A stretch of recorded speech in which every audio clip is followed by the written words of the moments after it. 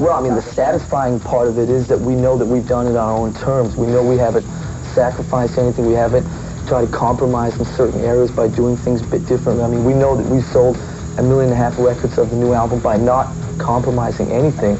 Eles chegaram a ser chamados de moda passageira em 83, quando lançaram o álbum de estreia. Hoje, uma década depois, os integrantes do Metallica atingiram o topo das paradas, conquistaram fãs no mundo todo, venderam 6 milhões de cópias do último álbum só nos Estados Unidos e se transformaram nas estrelas verdadeiras do metal. A partir de agora eu conto na MTV a história do sucesso dessa banda. Com vocês, Dossiê Metallica.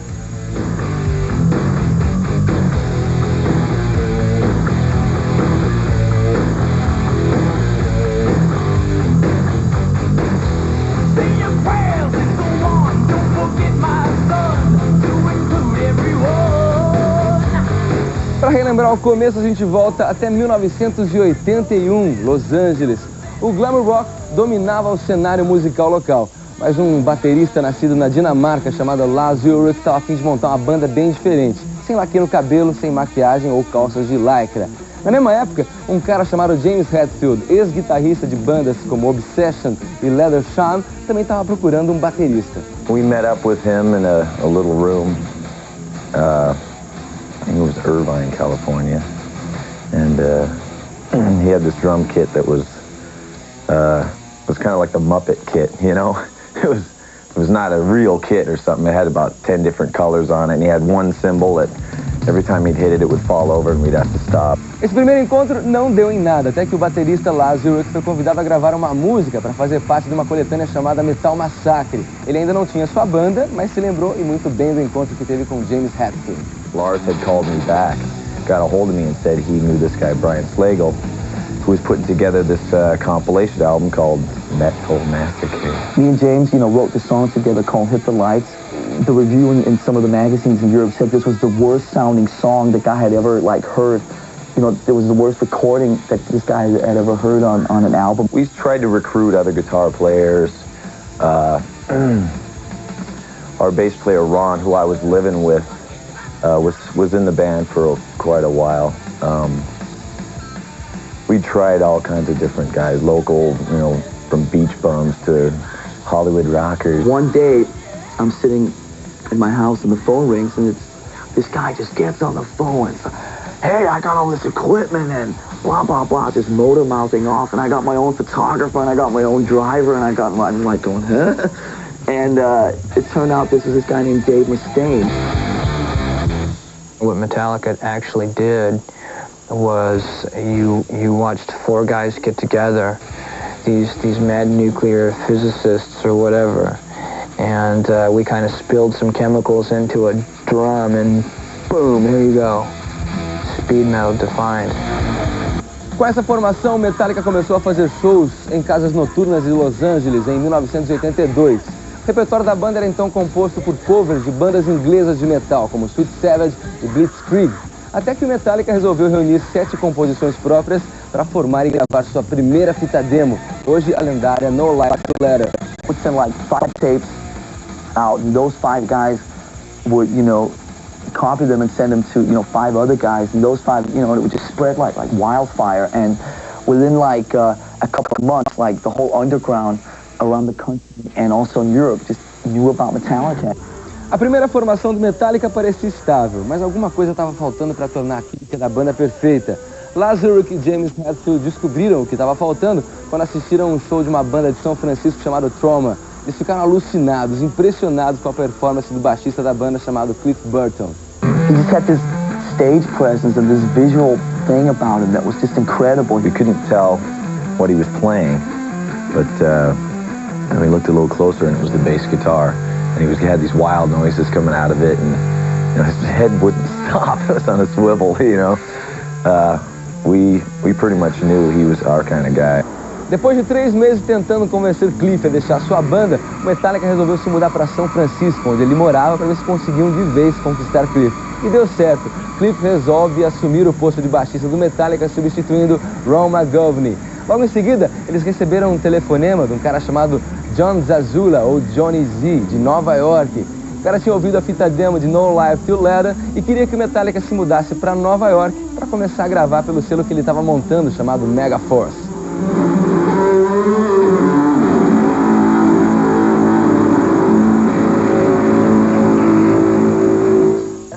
James Hetfield, rhythm guitar and vocals. Lars Ulrich, drums and bongs. Dave Mustaine, lead guitar. Cliff Burton, bass guitar. We hopped in this U-Haul with all the gear. We were sleeping in the back on the way, drove straight there. We kind of found out on the road how Dave was, which was, he had a few drinks and got a little out of control, you know, towards our friends and us, which was not gonna work. We were, you know, real into the family kind of vibe, and if it wasn't, you know, we didn't need anything screwing it up. So the first thing when we met Johnny Z was, "Hi, we're here. You want to get rid of our guitar player?" My feelings were hurt, and, you know, I still think of them all the time. It's been kind of hard for me getting to the point where I can accept all of that because, you know, there was a lot of jealousy and a lot of me dealing with what was going on in my head, watching these guys achieve this stellar position in the industry that I'm still working in. A decisão de colocar para fora do Metallica Dave Mustaine imediatamente causou uma dor de cabeça. Encontrar um outro fera da guitarra para substituí-lo. Mas o Metallica já estava de olho numa outra banda da Bay Area de São Francisco, chamada Exodus, e seu guitarrista Kirk Hammett, ex-aluno do mestre Joe Satriani. For me, I mean, as a musician, he's influenced me greatly. But I mean, when me and him get together, we're always talking about a different style of music other than what Metallica does. You know, we're always talking, you know, we're talking like jazz chords and the scales and that sort of thing. And you know, it's slightly to the left of what Metallica is doing, so you don't see a lot of that sort of thing showing up in the music. I was in the band almost instantly, and a week later we were gigging all over the place and living this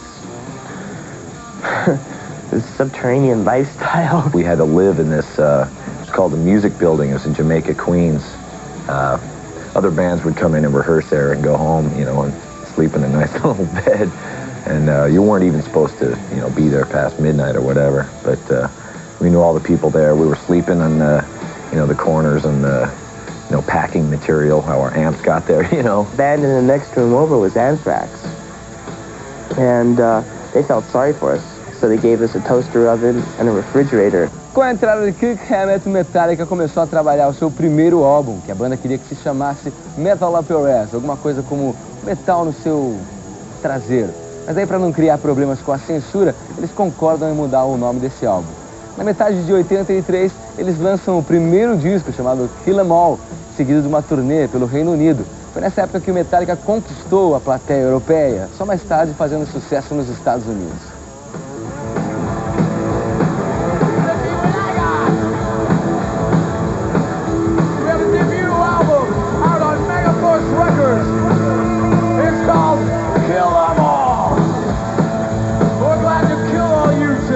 That whole thing that happens to you when you, for the first time, stand there and like actually like hold your own album, you know, and Metallica, and see your picture and songs you've been playing for a couple of years, and I mean, that was a very heavy thing. Com o final da turnê de lançamento do álbum Kill 'Em All, o Metallica pensa em colocar o vocalista do Armored Saint, John Bush, atualmente no Anthrax, nos vocais do Metallica, liberando assim James Hetfield para só tocar guitarra. Como o cara recusou, Metallica continua trabalhando e inaugura uma nova fase criativa da banda, com um LP que veio em 84, no mês de agosto, chamado Ride the Lightning.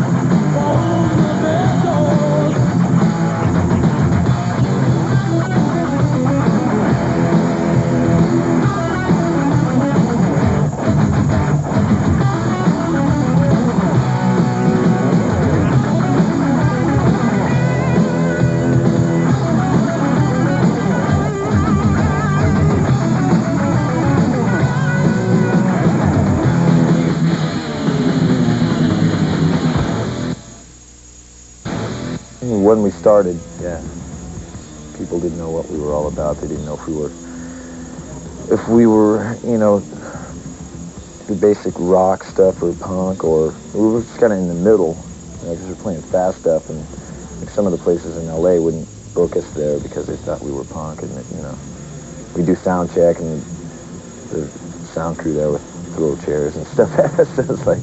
Em março de 85, sem tocar nas rádios, o LP Ride the Lightning consegue atingir o número 100 na parada mais prestigiada do planeta, a da revista americana Billboard. Um feito e tanto para uma banda que está sem apoio de uma grande gravadora. Mais encorajados e determinados do que nunca, o Metallica resolve romper com o chefão Johnny Z e também com o seu selo Mega Force. Eles procuram então e contratam um novo manager e entram por uma grande gravadora, a Elektra. We do what we want to do, you know. If they consider that selling out, then whatever. A lot of people think you sold out just because you're on a major label and are very popular. Or maybe you don't play 1,000 miles an hour the whole time, or, you know. I mean, we'd be doing the same thing if we were still on, you know, independent label. You know, we're not trying to be something big and fancy, you know. It's just us doing what we do. Let's keep it that way. I think, you know, very early on in this band, we set out realizing that there's so many cliches in heavy metal up through the 80s that if we can't better them, then let's not touch them, you know what I mean? Things like singing about girls and drugs and just Satanism and all this crap. I mean, it's just too boring. I mean, it's a bit more of a challenge to try and come up with things that are a bit different. It's more fun. You know, it's too easy to sit down. I wrote down the street in my car, then I got laid, then I went and worshipped my black satanic altar, you know, in the corner of my room. Satan and See ya. O Metallica passou a segunda metade de 85 na Dinamarca, gravando seu terceiro álbum que seria lançado em março de 86, Master of Puppets. O Metallica é então convidado a abrir os shows da turnê americana do ídolo Ozzy Osbourne. When we heard we got the Ozzy tour, it was like, ooh, you know, here we are, this is it. We'd get up and at sound check we'd be doing, you know, Black Sabbath songs, and, you know, God, maybe tomorrow he'll get up and sing with us or something.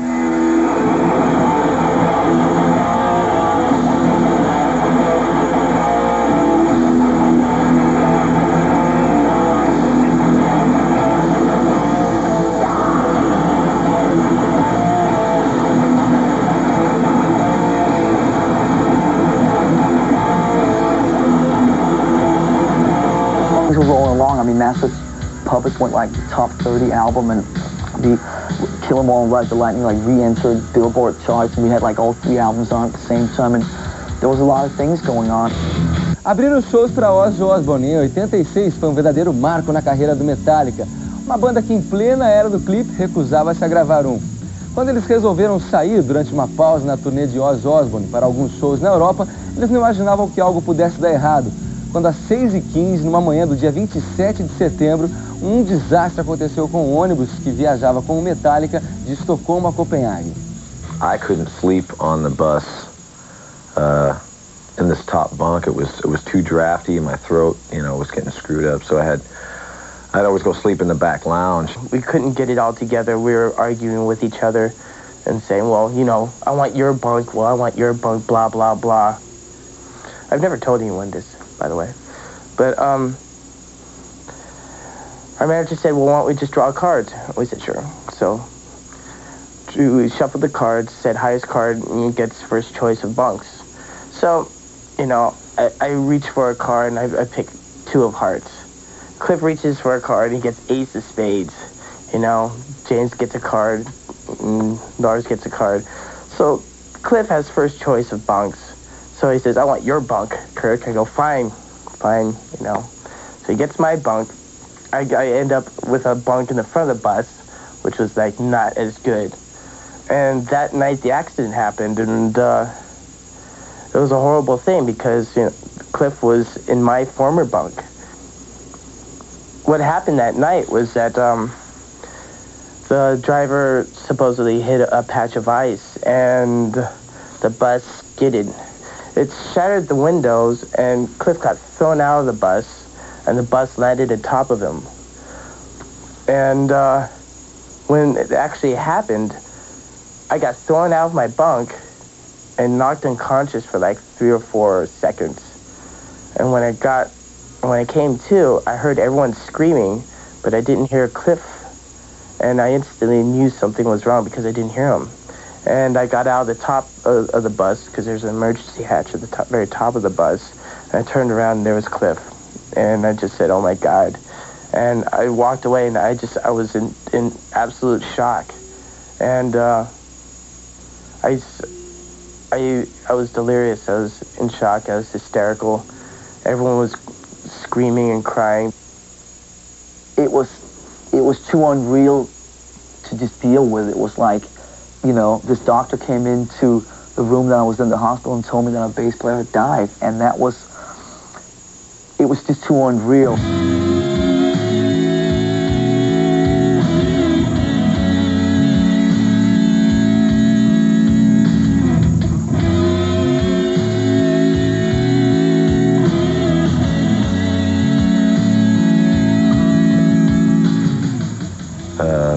Just I remember our tour manager at the time, Bobby Schneider, said, you know, after everyone was kind of taken care of there, he said, you know, let's get the band and go to the hotel. And he said, you know, when he said band, it was like, it's not really a band right now.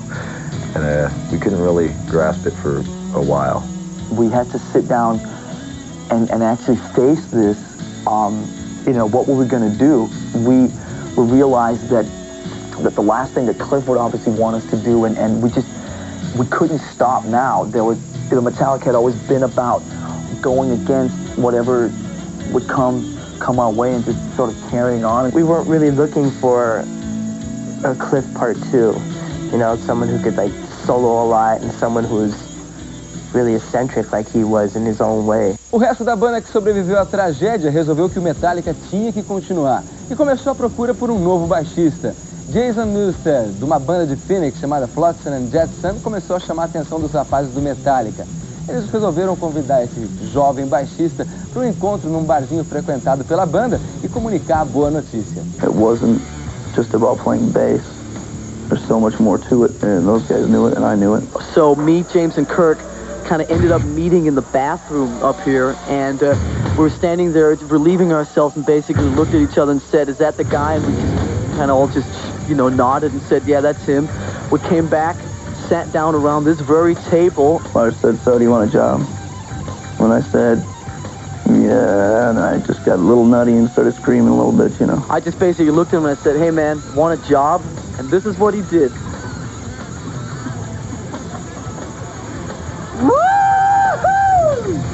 Scared everybody out of the establishment. And then we thought twice about this.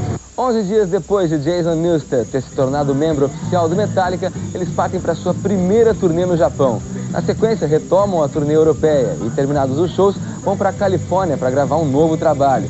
Estranhando um pouco o ambiente chique do estúdio, eles resolvem partir para São Francisco, na casa de Lars Ulrich, onde gravam dentro da garagem, depois de devidamente forrada com material anti-som, a prova de som. Eles gravam 5 músicas em 6 dias. Daí sai um álbum de covers, só com músicas de bandas que eles se amarram e gostam mesmo. Em julho de 87, o EP de covers é lançado com o nome de The $5.98 EP, The Garage Days Revisited. Em agosto de 87, o Metallica participa do tradicional festival Monsters of Rock em Castle Donington, na Inglaterra. Em seguida, voltam para o estúdio na garagem da casa de Lars Ulrich, onde ensaiam músicas para fazerem parte de um novo álbum. Depois, eles ainda tocam em algumas datas de Monsters of Rock ao lado de Van Halen e Scorpions.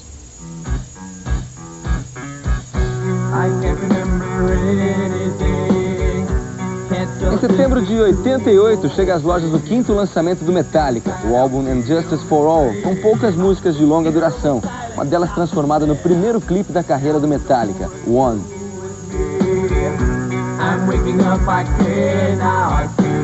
That's part of the reason we've never done a video before, because we never had an idea that we were really interested in. And we've talked about doing videos. Not many people know this. We thought we were very close to doing a video for Whom the Bell Tolls from Ride the Lightning. We were very close to doing one for Welcome Home Sanitarium for Master of Puppets. And it just never came up with an idea that was like different enough to really warrant doing it. But this time around, it seems like it would be all right. So we're going to go for it and see what happens. Back in the room, it's much too real. In from that I'm a steal, but can't look forward to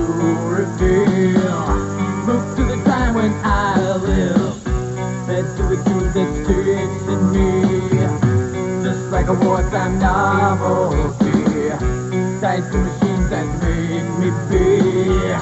Cause this life up from me. Hold my breath as I wait for death. Oh please God, wake me.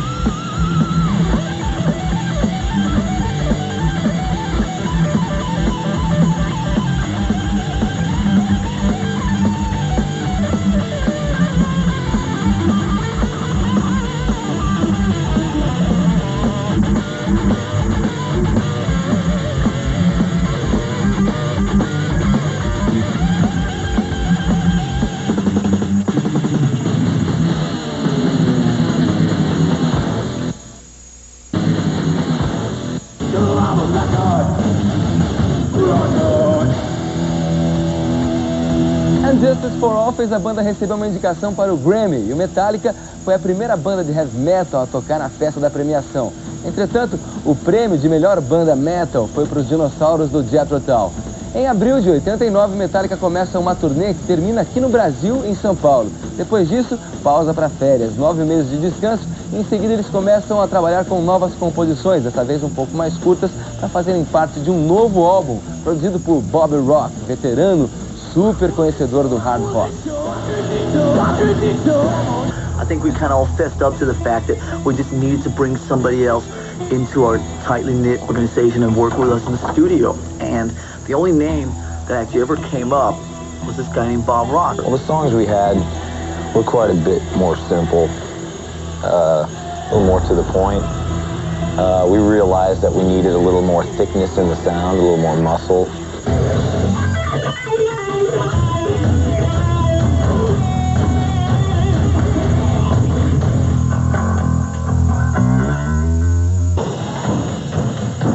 So it was just like, you know, a little bit like building a house. You know, if you have a good foundation, then I remember, yeah, I'll be in there, you know, pounding away, and the other guys will be around the drum kit, you know, banging away, and there'll be all this energy coming from it.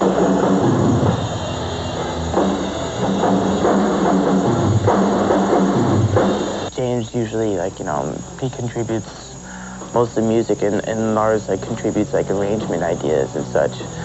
And then we'll all come in and see how it feels, the four of us playing the song.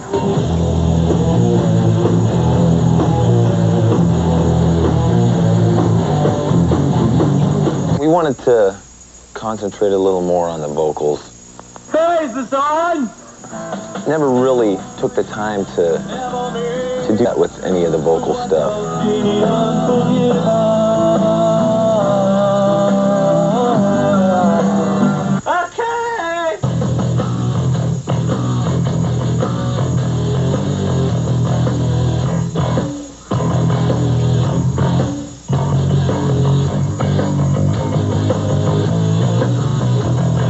We went through a bunch of different basses and all different configurations of amplifiers, and Bob just helped me along the way in saying, you know, what is the bass sound that we're out to achieve here? What's going to work with the guitars? What's going to work with the bass drums and not kill them?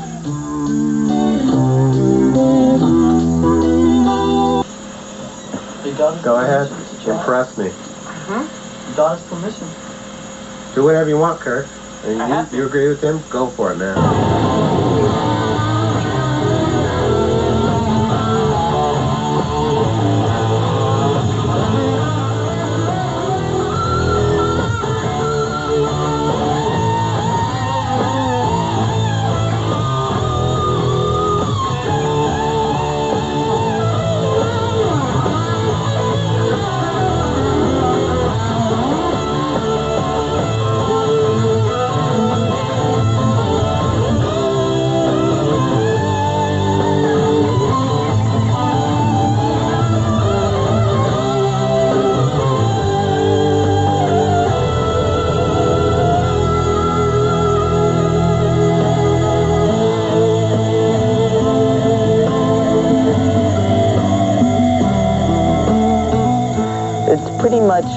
Pretty much the type of guitar solo I've been trying to do for the last 5 or 6 years, and I'm really proud of that. Em 90, ainda durante a gravação do novo álbum, o Metallica volta para a festa do Grammy, dessa vez levando o prêmio por One, feito que eles repetiriam no ano seguinte com Stone Cold Crazy, um cover do Queen, que faria parte de uma coletânea.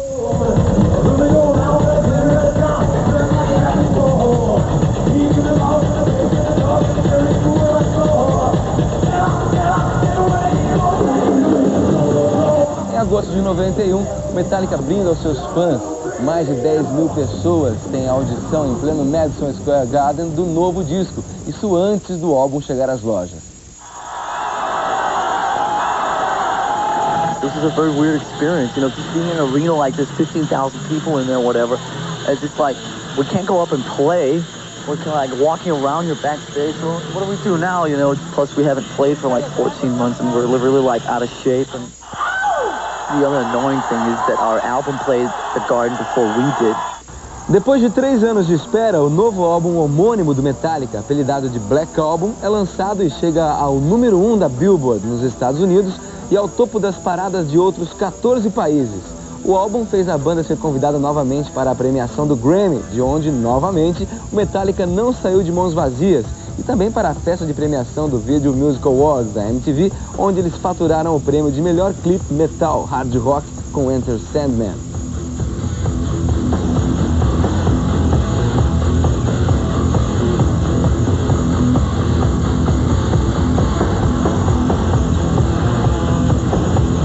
Ainda em agosto de 91, o Metallica, com sede de pôr o pé na estrada para apresentar as músicas do novo álbum, cria uma concepção diferente de palco. Com 8 lados, 2 baterias para permitir uma maior movimentação da banda e um maior contato com o público. Eles criam também o Snake Pit, que traduzindo ficaria Toca da Cobra, que é um espaço oco no meio do palco, onde alguns fãs sortudos podem ver de pertinho seus ídolos.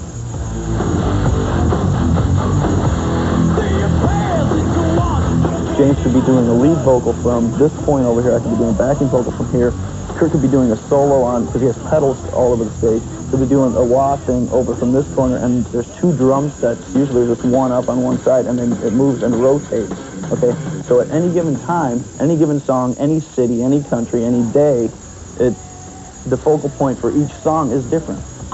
Like right now, there's so many things that we're throwing ourselves out into with this no opening act, kits in the middle, a movie before we're playing. It's like 2 drum kits, this really weird shaped stage. It's like, we don't know what the hell is going to happen, but at least we have the balls to try it. Metallica seguiu para a Europa para participar novamente do festival Monsters of Rock em agosto de 91, ao lado de AC/DC, Motley Crue, Queensryche e Black Rose.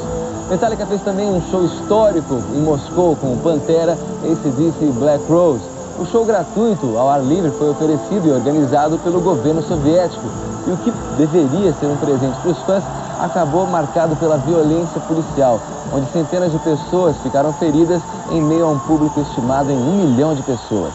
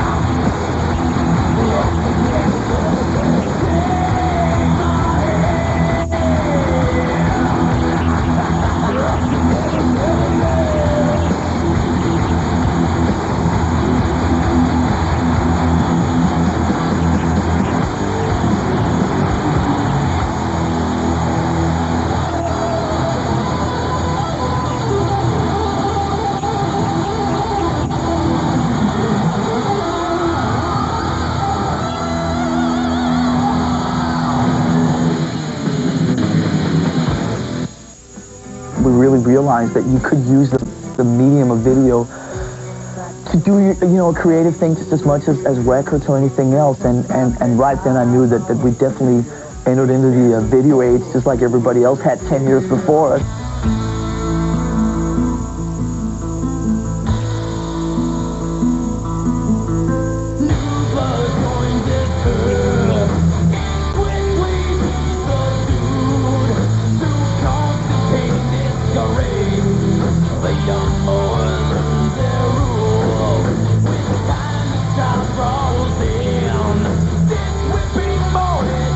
Wrong.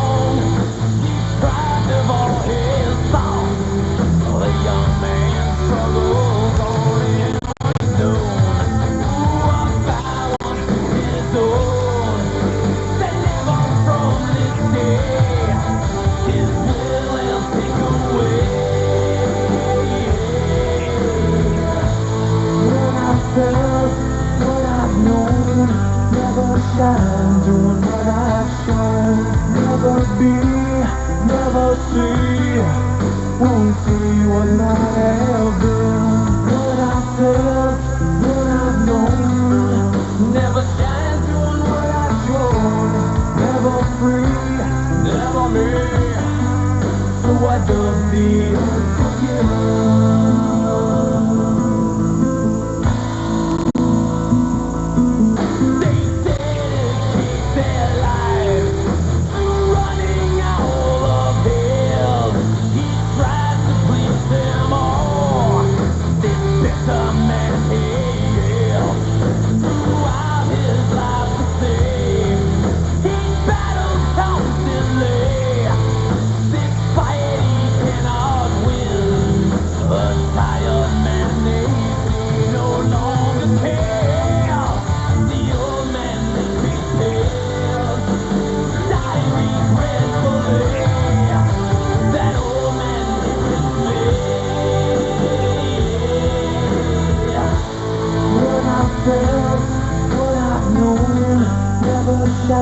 Doing what I should.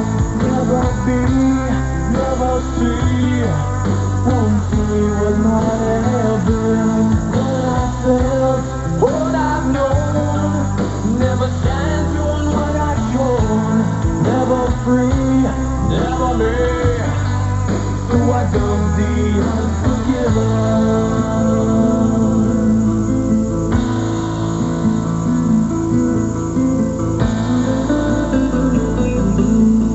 Em maio de 92, o batera Lars Ulrich, porta-voz oficial do Metallica, junto com Slash, guitarrista do Guns N' Roses, anunciaram publicamente uma turnê conjunta das duas bandas por mais de 20 cidades nos Estados Unidos e Canadá.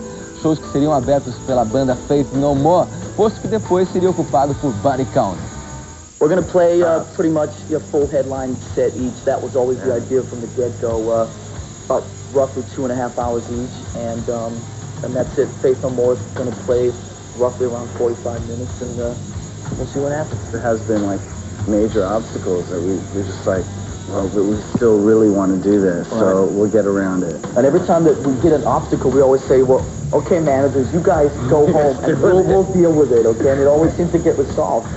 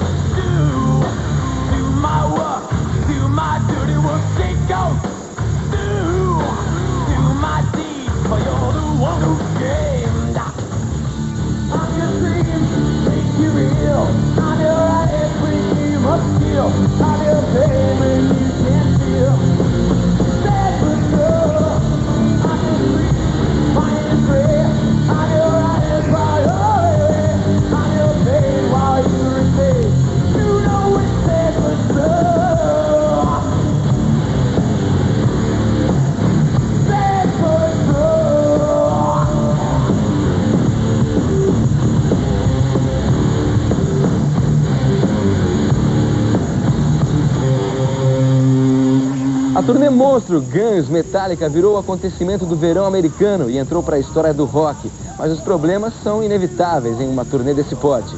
Em 8 de agosto, em um show em Montreal, tudo deu errado. O guitarrista e vocalista James Hetfield sofreu queimaduras graves no erro de cálculo dos efeitos especiais que explodem no palco do Metallica. E Axl Rose deixou o palco no meio do show do Guns. O público de 55 mil pessoas não gostou nada. E o tumulto começou. Cerca de 20 fãs saíram feridos da confusão. There was an incident with the pyrotechnics. Unfortunately, James is on his way to the hospital right now, and we're very sorry, but we can't continue the concert for you guys tonight. But we promise you one thing from Metallica, and you know that we always good by our words. We will come back and finish our concert and play again for you as soon as we can within the next couple of months. Thank you, Montreal. We're sorry, okay? Tell my roadie, hey, you know, have a fire extinguisher or a bucket ready, you know, douse me or whatever.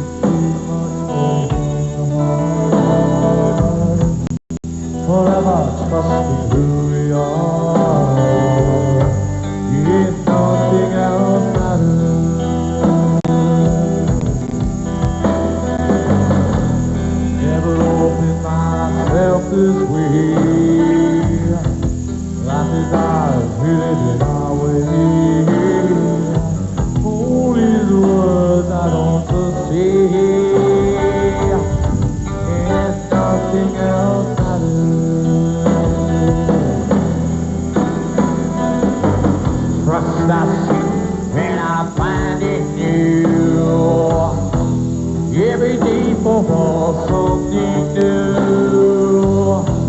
Open mind for a different view. If nothing else matters,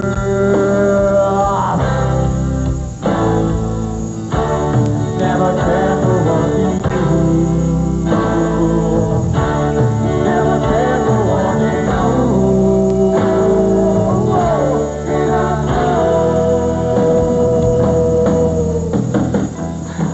We're gonna be on the road forever, it seems like.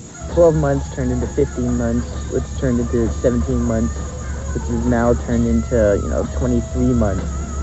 But, yeah, we're going to do 6 weeks in the States, and we're going to go to Asia, Southeast Asia, Australia, New Zealand, then over to South America, and then end with a stadium tour in Europe. Depois dos shows em maio aqui no Brasil, Metallica segue para a Europa, onde eles encerram a turnê do Black Album em 5 de junho, na Inglaterra, num show intitulado Nowhere Else to Run, ao lado de Alice in Chains e também de uma banda chamada Diamond Head. Para os fãs que continuam esperando, o próximo álbum do Metallica deve sair só em 94, mas pode ter certeza que essa espera vai compensar.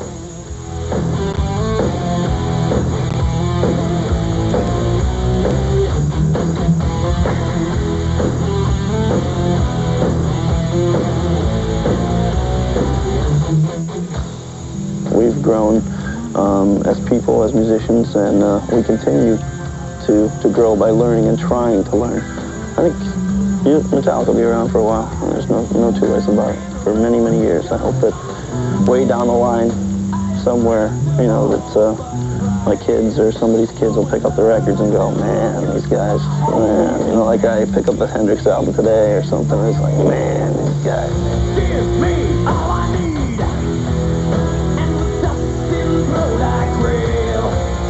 Only now is will I save to the game you say a slave.